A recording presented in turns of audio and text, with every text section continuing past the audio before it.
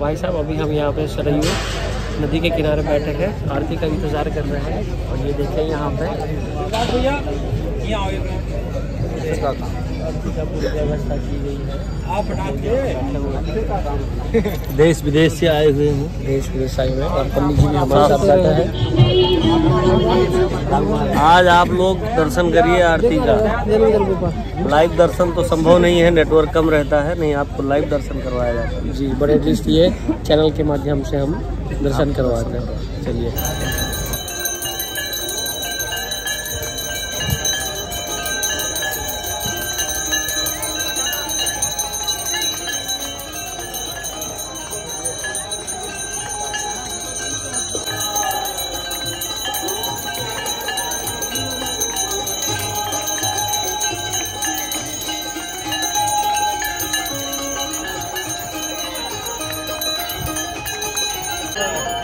वापस करता हूँ 5 दिन बाद।